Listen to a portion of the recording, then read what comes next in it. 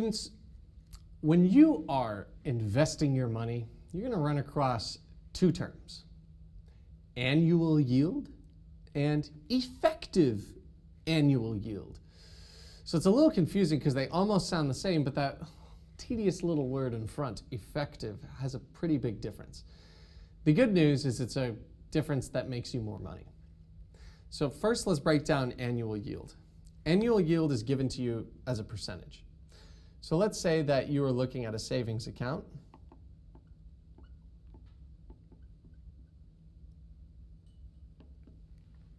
And it was going to give you an annual yield of 2%, and it's compounded quarterly.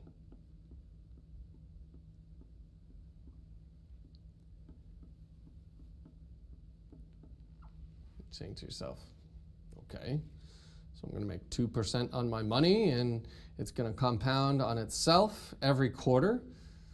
That sounds great. So quarterly is 3 months. So every 3 months, my money is going to make money on top of other money.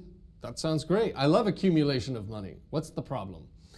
There's no real problem. The thing is, you're actually not making 2% because of the compounding. You're making more than that. Let's see why. Let's start off with a hypothetical $1,000. God, doesn't that sound awesome? I wish I could start off every day with a hypothetical $1,000 that was somehow like in reality in my pocket. But alas, we only have a hypothetical $1,000 here, and it's going to grow by 2%. Right? So times 2%, which is 2/100ths. Okay, so when you multiply this, these two hundreds can divide out on the hundredths, and you end up with 2 times 10, which is $20. All right, so you end up with $20 of growth over the full year. So this is per year. But like we said, it's not per year, it's compounded quarterly. So how much would you make in a quarter of this? So if we divided this into 4 parts, we'd have $5 per quarter. So in Q1,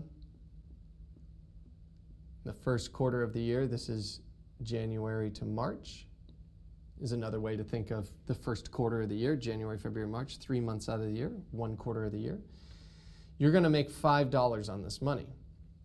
But in the second quarter, you're not going to compound based on $1,000. You're going to compound based on the money that grew before it. In the second quarter, April to June, something cool happens. You're going to make even more money because you don't have $1,000 anymore. You have a quarter of the growth added into it. You have $1,005, and then you get to multiply that by 2%, which is pretty nifty.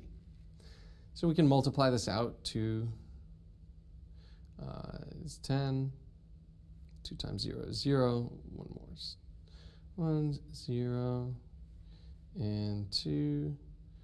Okay, so over the course of a full year, this would be $20.10. But the issue is that this is only going to happen for 1 quarter, so we need to divide this by 4. Right, so what are we making? What is $20.10 over a quarter? So we can just do the math here. I'll write this a little bit clearer over here so you can follow the division. 4 goes into 25 times. Bring down the 1. Can't go in. But then this can go in 2 times. Have another 0. 4 goes into 25 times. So this is going to sound strange, but you made $5 in quarter 1. You're going to make $5.02, but that thousandth of a cent rounds it up to 3 cents. So the bank is very nice. They're going to round up for you. So you're going to get $5.03 of growth in the second quarter. Now in the third quarter, which is going to be July to September, we are going to get even more money because instead of having $1,005 of growth.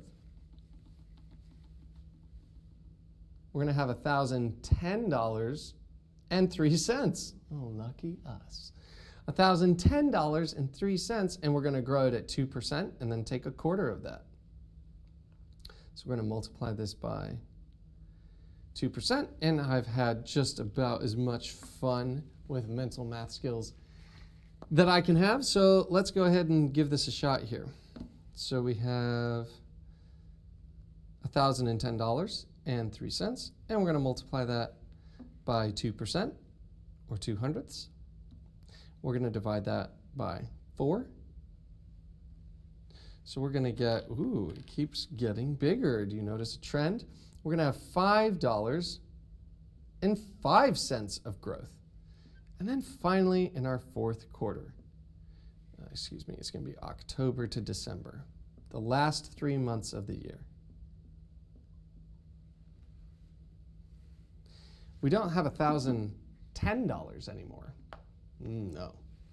We have $1,015 because we have the first 3 quarters worth of growth. $15.08. And to get the final Q4 number, we just need to multiply by the 2%.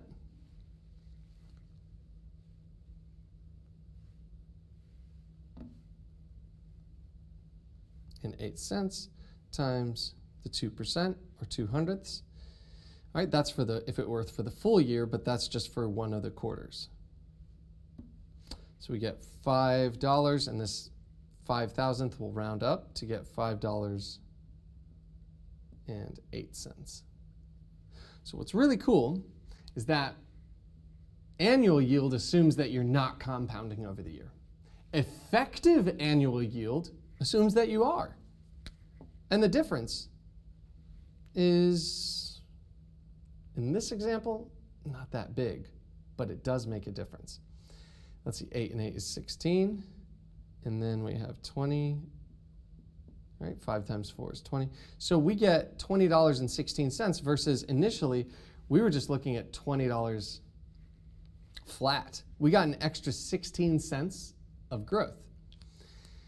What does that mean in terms of percentage? Well, the annual yield's 2%, but what the bank might tell you is that because of the compounding, you'll get an effective annual yield that's bigger. So this will be $20.16 divided by $1,000. That's how much money we made over the full year. So $20.16 divided by the 1,000 that we started with. So we have 0.2016. If we convert this into a percentage, you'll see that we have 2.0, and this 6 will round up 0.2%. So that's pretty cool. It is pretty similar. The annual yield was 2%. The effective annual yield is 2.02%, but it's still bigger. I mean, even though you're only getting 16 extra cents here, over the long term and with bigger amounts of money, this could end up being lots more money. But the big thing to remember here is that effective annual yield is always, it's a tough word to say, but you can say it in this case, is always larger than annual yield. Why? Because effective annual yield looks at the compounding. And compounding allows you to make money on your money, on your money, on your money. And over time, effective annual yield and compounding will send your money to the moon. The value of it anyway. You really don't want to send your physical money to the moon because you won't be able to get it back. But that's a story for another day. Thanks for watching. Have a great day.